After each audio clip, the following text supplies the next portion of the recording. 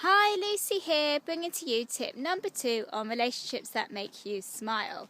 Now, this one is such an important tip for you to take away, but one that I know as mums we struggle with. We feel guilty for doing this. We think we're selfish by doing this. But I'm telling you something now.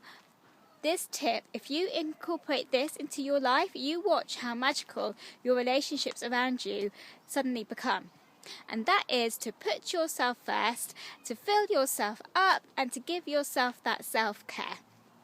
Now, I don't know about you, but I can really notice the difference on when I've filled myself up and I'm feeling full of energy and I'm feeling great, to when I'm maybe feeling tired, feeling irritable, feeling less filled up.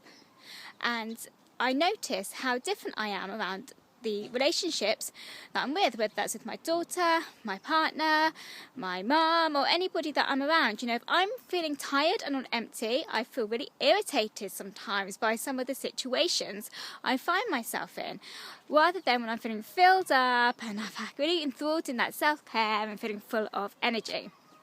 Now, I know some of us find this hard to do. We actually think we're being selfish, but my saying to you is this: by not putting yourself first, you're being selfish.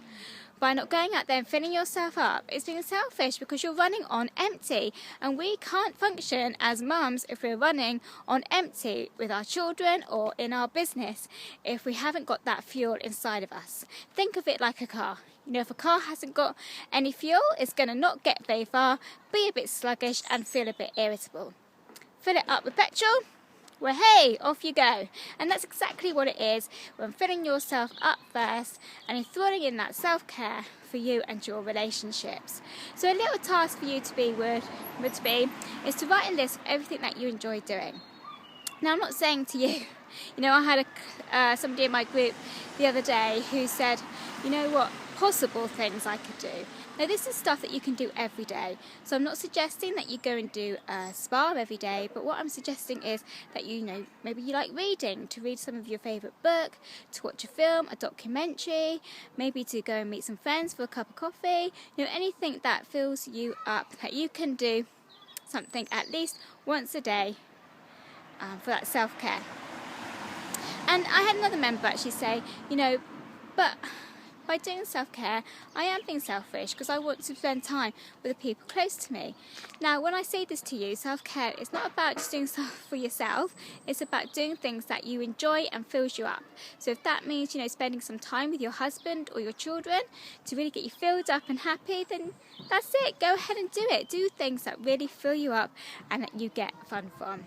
So I really hope that you've enjoyed this tip. You can go away and implement it in your life. Believe me, when you are filled up, those relationships that you get irritated by, maybe your partner helping around the house or your children not putting on their school shoes to get out the door for school, will seem less stressful because you're filled up and have really a thought in looking after yourself and that self-care.